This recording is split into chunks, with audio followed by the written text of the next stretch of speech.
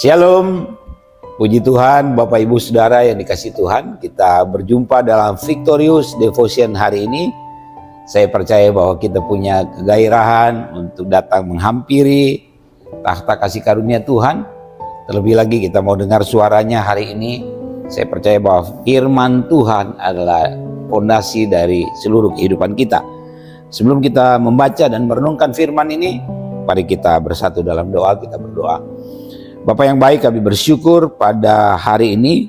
Terima kasih untuk berkat kemurahan Tuhan yang terus kami alami dalam hidup kami. Kami percaya Tuhan tidak pernah membiarkan kami berjalan sendiri, dan sampai saat ini terbukti kebaikan Tuhan dan kasih setiamu dalam hidup kami. Terima kasih Bapa di surga. Kami akan mendasari hidup kami dengan membaca dan merenungkan firman-Mu. Mari Engkau berbicara kepada setiap kami. Kami buka telinga kami siapkan hati kami untuk menjadi tempat benih firman-Mu bertumbuh dan berbuah. Dan urapi hamba-Mu, layakkan hamba-Mu yang akan menyampaikan renungan pada hari ini. Dalam nama Tuhan Yesus kami berdoa. Haleluya. Amin.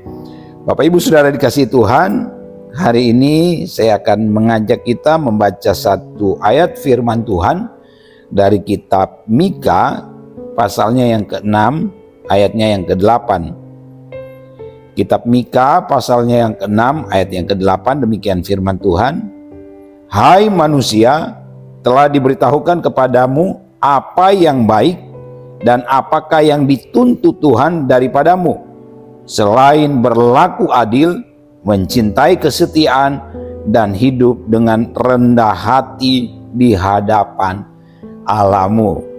Bapak Ibu Saudara yang dikasihi Tuhan, bulan Maret ini kita masih terus merenungkan satu topik firman Tuhan, yaitu bertumbuh dalam firman Kristus ya. Seperti Roma 10 ayat 17 bilang, iman timbul dari pendengaran, pendengaran akan firman Kristus. Saya percaya ketika firman ini terus digaungkan, terus kita dengar, terus kita renungkan, iman kita tidak statis, iman kita pasti akan bertumbuh.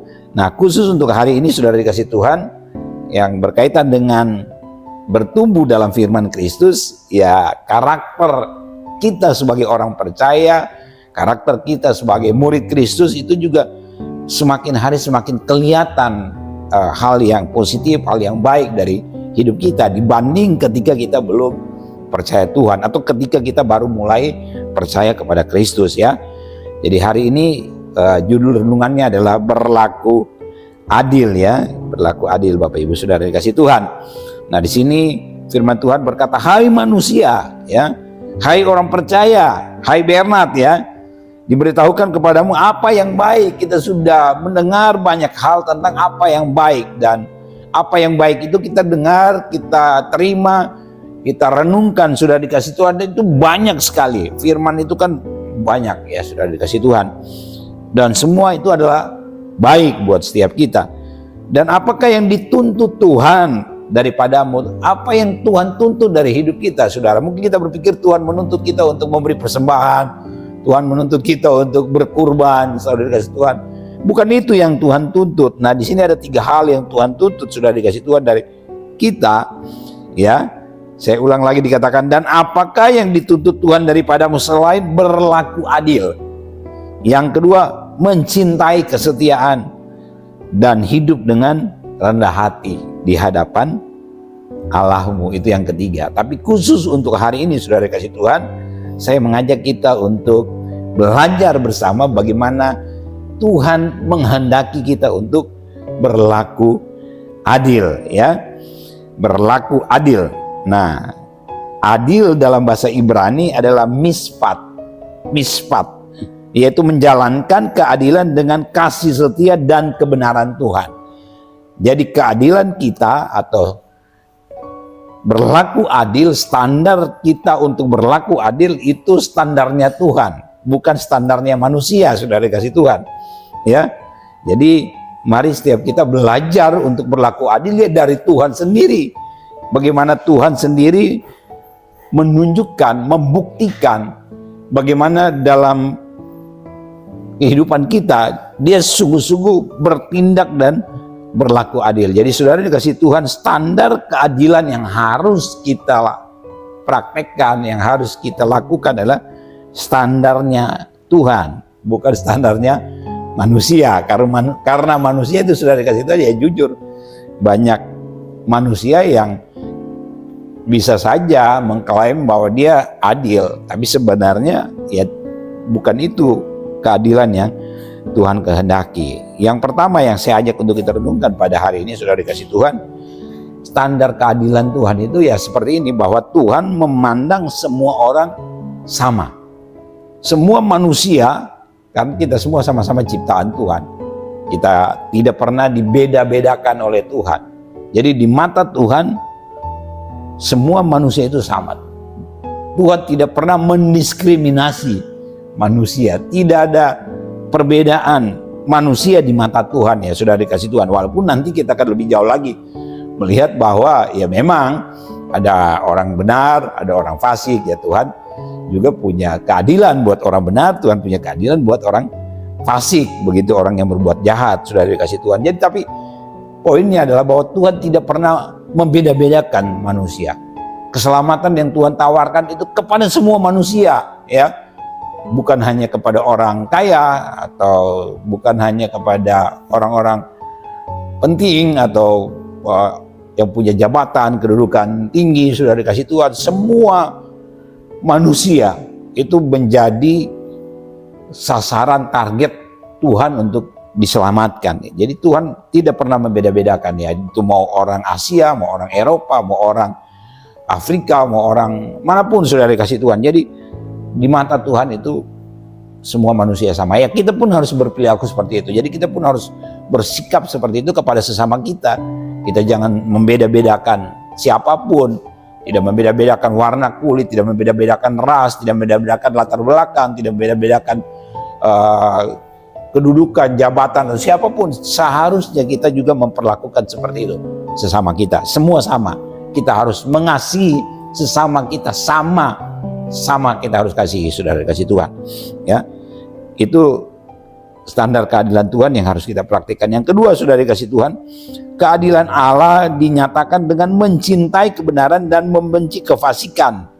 Jadi Tuhan itu adil, sudah dikasih Tuhan, tapi di sini Tuhan itu mau menyatakan bahwa Dia mencintai kebenaran dan membenci kefasikan, dan kita pun harus begitu. Sikap kita, perilaku kita, ya kita harus tunjukkan juga keadilan kita, yaitu bagaimana kita mencintai kebenaran dan kita membenci kefasikan. Membenci kefasikan artinya apa? Kita jauh dari orang-orang fasik. Kita menjauhi sikap, perilaku kefasikan, sudah dikasih Tuhan. Ya kita juga tahu seperti apa kefasikan itu, ya. Kefasikan ya yang pasti adalah orang-orang yang menolak didikan Tuhan, orang-orang yang menolak mempraktekkan firman Tuhan, melakukan firman Tuhan. Itu kefasikan, sudah dikasih Tuhan. Ya banyak hal yang kita tahu adalah kefasikan, itu harus kita jauhi, sudah dikasih Tuhan. Dan yang berikut, sudah dikasih Tuhan, yang ketiga adalah keadilan Allah dinyatakan dengan menjatuhkan hukuman atas setiap pelanggaran dan dosa. Dia tidak akan membiarkan pelanggaran dan dosa berlalu begitu saja dari hadapannya. Dia akan mengganjarnya dengan hukuman. Jadi ini keadilan Tuhan, ya. Standar keadilan Tuhan sudah pasti, dosa ya dosa, sudah dikasih Tuhan. Tidak ada istilah kompromi, tidak ada standar ganda di mata Tuhan tentang dosa. Dosa ya dosa, putih-putih, hitam-hitam, sudah dikasih Tuhan. Nah, kita juga harus seperti itu dalam sikap hidup kita, bagaimana kita berlaku adil, ya. Kita harus membenci dosa, sudah dikasih Tuhan, tapi kita tidak membenci orang berdosa, ya. Perilakunya, sifatnya ya kita benci, tapi orangnya ya kita kasih. Nah, seharusnya kita mempraktekkan itu dalam kehidupan kita untuk membuktikan, untuk belajar bagaimana kita dalam hidup ini berlaku adil, ya. Kita adalah orang-orang yang juga seperti yang Tuhan lakukan, begitu, ya, membenci dosa, ya, sudah dikasih Tuhan. Jadi biarlah setiap kita dalam hidup ini sungguh-sungguh belajar untuk sungguh-sungguh mempraktekkan bagaimana belajar berlaku adil. Nah, latar belakang kitab Mika ini memang sungguh luar biasa, ya, di mana pada masa pelayanan Nabi Mika pada waktu itu, saudara dikasih Tuhan, Mika berhadapan dengan kehidupan orang Israel, umat Tuhan, ya bukan cuman orang Israel saja sudah dikasih Tuhan, masyarakat umum atau masyarakat biasa, tapi pada umumnya adalah bagaimana perilaku para imam, korupsi merajalela di antara pemimpin Israel pada waktu itu, sudah dikasih Tuhan. Itu adalah tantangan yang dihadapi oleh Nabi Mika, dan di tengah-tengah situasi seperti ini Tuhan datang berfirman apa yang harus dilakukan oleh orang-orang Israel, sudah dikasih Tuhan, di tengah-tengah situasi yang seperti itu. Dan salah satunya adalah bagaimana harus bisa berlaku atau bersikap adil. Biarlah setiap kita terus belajar untuk dalam hidup ini bersikap adil atau berlaku adil, ya. Demikian untuk renungan hari ini, sudah dikasih Tuhan. Mari kita bersatu dalam doa. Bapa di surga, kami bersyukur, terima kasih untuk firman-Mu yang kami baca. Kiranya Tuhan terus hadir dalam setiap hidup kami. Kami terus bertumbuh di dalam Engkau. Kami percaya bahwa semakin kami merenungkan firman-Mu, iman kami bertumbuh dan perilaku hidup kami juga adalah perilaku hidup yang berkenan kepada Tuhan. Meteraikan firman ini dalam nama Tuhan Yesus. Haleluya. Amin. Demikian Victorious Devotion hari ini. Tuhan memberkati.